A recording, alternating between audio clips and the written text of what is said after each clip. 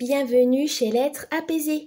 Aujourd'hui, nous allons parler de spiritualité, un sabbat qui fait partie de la roue de l'année des sorcières, c'est-à-dire Lughnasadh ou Lunasa, suivant, ou même Lammas, selon les différents pays.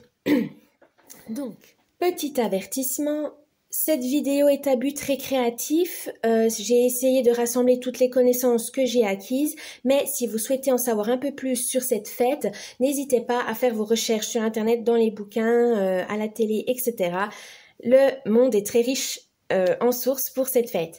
J'ai essayé de faire un petit résumé car c'est très vaste et c'est très compliqué, donc j'ai essayé de faire un petit résumé. En tout cas, j'espère que ça vous plaira et je vous dis bon visionnage.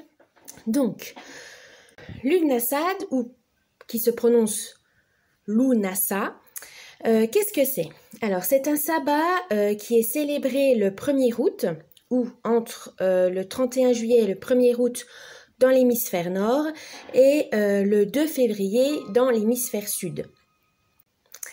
C'est une célébration pour la récolte, pour les premières récoltes, ou tout simplement pour la maturité des champs, des moissons, etc.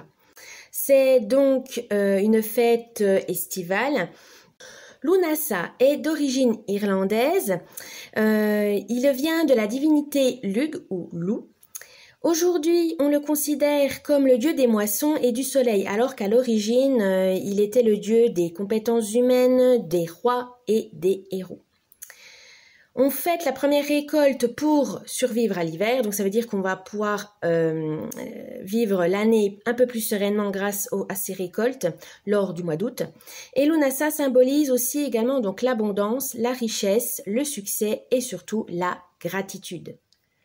On va passer à la légende de Lunasa, donc qui est assez courte par rapport aux autres sabbats, parce que tout simplement les sources sont rares, sont peu nombreuses, mais je vais pouvoir quand même vous les dire. Donc, Loup était le roi du peuple Tuatha Dé Danann, une race d'êtres divins dont le nom se traduit par peuple de la déesse Dana, ou Danu, ça dépend la traduction, mais là on va dire Danu. Donc Danu était une déesse mère associée à l'eau, à la terre, à la fertilité et à la victoire. Avec l'aide de Loup, son peuple a réussi à chasser les Firbolg et les Fomori, c'est des êtres monstrueux. Loup est reconnu comme un grand artisan et un noble guerrier. Il peut être considéré comme l'équivalent du dieu romain Mercure. Maintenant, on va passer à l'histoire, certes brève ou concise, mais quand même à l'histoire de Lunasa.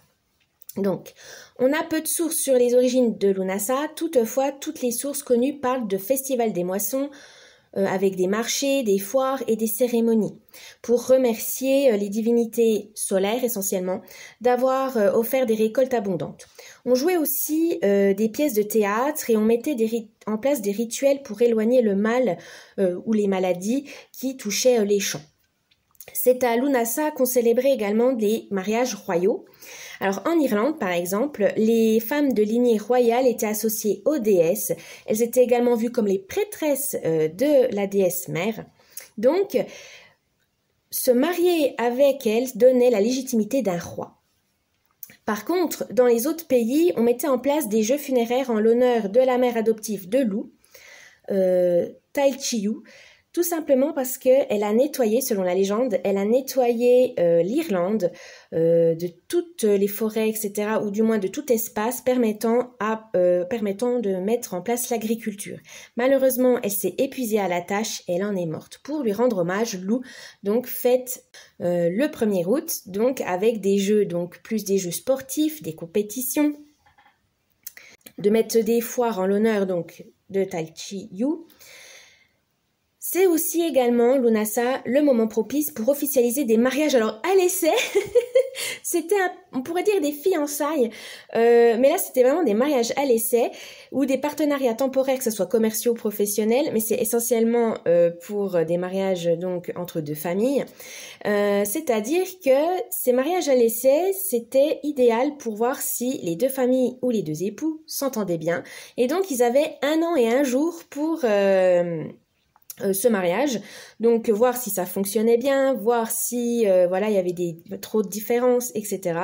Et au bout d'1 an et 1 jour, soit on officialisait vraiment, donc le mariage se célébrait au final correctement, ou tout simplement on pouvait dissoudre l'union parce que ça n'allait pas, l'union n'était pas fructueuse. Je trouve ça hyper visionnaire à l'époque, mais c'était donc vraiment un peu comme le Pax, voilà, comme on dirait aujourd'hui, où on disait oui, mais si ça va, tant mieux, on fait sur la durée. Mais ça pouvait durer plusieurs années, c'est-à-dire qu'on renouvelait le mariage à l'essai, on pouvait faire ça plusieurs fois, ou tout simplement on faisait le mariage en bonne et due forme.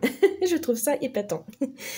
Ensuite, donc Lunasa, c'est vraiment, on va dire vraiment comme on pourrait imaginer les foires médiévales, voilà, où c'était de la fête, où on partageait des banquets, etc. C'était un peu cet esprit-là, pour remercier les divinités d'avoir donné autant de richesses, que ce soit richesse matérielle, mais surtout richesse alimentaire, donc parce qu'évidemment, il fallait passer la saison d'hiver par la suite. Donc si on avait un mauvais été, forcément, on passait un mauvais hiver.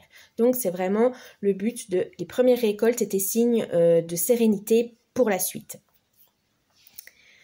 Ensuite, nous allons voir donc les divinités liées à Lunasa. Donc Lou, essentiellement, donc c'est la divinité celtique solaire et des moissons. On a Apollon, le dieu grec du soleil, de la lumière, de la musique et de la poésie. On a Consus, le dieu romain de l'agriculture. Loki, le dieu nordique de la ruse et des illusions. Osiris, dieu égyptien de l'agriculture et de l'architecture, mais il est plus connu comme le souverain de l'au-delà. Ensuite, les déesses qui correspondent à Lunasa sont donc Danu ou Dana, déesse celtique de la terre, de l'eau, de la fertilité et de l'abondance. On a également Déméter, déesse grecque de l'agriculture, Diane, déesse romaine de la chasse et du monde sauvage, Hathor, déesse égyptienne de l'amour, de la joie et de la maternité, et enfin Tailchiyu, déesse celtique de l'agriculture. Ensuite, nous allons passer aux correspondances de Lunasa. Alors, question couleur, qu'est-ce qu'on a? En couleur, on a le brun, qui symbolise l'énergie de la terre, la force et la protection. Le doré, pour l'illumination, la réussite, la moisson. Le jaune, l'énergie solaire, le bonheur et la transformation. Et enfin le vert, pour caractériser l'abondance, la prospérité, la fertilité et la richesse. Pour ce qui est des plantes, des arbres, on a l'ail pour la protection, la force et la purification, le basilic pour la chance, l'amour, la richesse, le laurier, victoire, communication avec les esprits, la prospérité, la mûre et la myrtille pour la protection, la force, l'amour et l'amitié, le romarin pour l'énergie solaire, la paix et la coopération, le chêne pour la fertilité, la force et le courage, le noisetier pour la sagesse, la clarté et la créativité, le pommier symbolise l'énergie de la déesse mère, la beauté et l'abondance. Le bleuet caractérise le pouvoir psychique, l'amitié et la paix. Le coquelicot, c'est pour la magie des rêves et la chance. La rose pour l'amour et la protection. Et enfin le tournesol pour l'énergie solaire, la joie et la coopération. Passons maintenant aux cristaux, pierres et métaux. Alors, on a la citrine pour l'énergie solaire, la joie et la force. On a la cornaline pour l'amour, le courage et le calme. On a le quartz pour le pouvoir psychique, la chance et la croissance. On a le bronze pour l'énergie de l'optimisme, la prospérité, la guérison. L'or pour la réussite, la santé et le désir. Et enfin, il nous reste les animaux. Alors, ce qui symbolise vraiment Lunasa, il y a l'aigle pour la clarté, la sagesse et l'énergie. Dynamisme de ce côté-là, le cerf pour le magnétisme personnel, fertilité et force, le chien pour l'amitié et la ténacité, et enfin le lion pour la force, la victoire et la détermination. Enfin, nous allons finir par les activités que vous pouvez faire lors du sabbat de Lunasa. Donc, qu'est-ce qu'on peut faire? Alors, on peut récolter donc les champs, ses moissons, mais essentiellement donc son jardin, son potager et également ses herbes aromatiques. On peut cuisiner des plats faits maison comme le pain, les tartes aux pommes en l'honneur des divinités. On peut communiquer avec les défunts avec la cartomancie et le pendule. On peut lancer des sorts de protection et d'abondance sur la maison, sur soi ou sur ses proches. On peut faire également de la divination avec le pendule pour questionner sur sa réussite professionnelle ou personnelle. On peut fabriquer du cidre épicé. On peut créer également sa baguette de bénédiction avec les feuilles de maïs pour bénir donc sa maison, son véhicule, soi-même, ses proches, ses animaux, etc. On peut également créer une poupée avec les feuilles de maïs pour protéger la maison. Elle sert, oui c'est la magie des poupées comme on dit, elle sert de gardienne pour toute l'année et chaque année à Lunasa on la change. Et enfin, surtout, et le plus important, ayez de la gratitude pour ce que vous avez actuellement.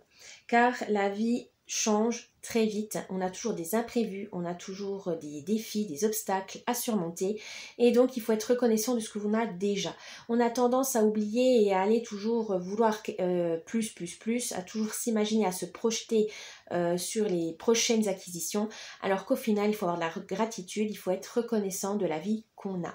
Car il y a toujours malheureusement des personnes qui ont moins que nous, et aussi des personnes qui ont plus que nous, mais voilà, il faut être heureux de ce qu'on a, c'est le plus important. Il faut être aligné en son âme et conscience que avoir de la gratitude, ça vous permet de vous replacer dans le monde où on vit. Voilà, vous trouvez votre place en disant vous n'êtes ni trop grand, ni trop petit, vous avez le choix, vous pouvez prendre les décisions et les bonnes décisions. Des fois, quand on prend du recul et qu'on se dit « oh, j'ai de la chance quand même d'avoir ci, d'avoir ça », ça vous permet de relativiser et surtout, ça vous permet de voir les choses de façon plus optimiste et de profiter de l'instant présent, évidemment. On a tendance à l'oublier, mais c'est surtout ça. Voilà, j'espère que cette vidéo sur Lunasa vous a plu. Donc pour conclure, Lunasa est une fête estivale où on profite vraiment des moments conviviaux avec ses proches ou tout seul, où on veut dire profiter de l'instant présent avec soi-même et ses divinités. Voilà, c'est vraiment un moment de partage, un moment de sérénité pour l'année à venir parce qu'on a évidemment tout ce qu'il faut dans le frigo. Voilà, j'espère que ça vous a plu. N'oubliez pas le petit pouce bleu, de vous abonner à la chaîne, de me laisser un petit commentaire, ça me ferait plaisir. Et je vous dis joyeux Lunasa et à la prochaine. Bye bye.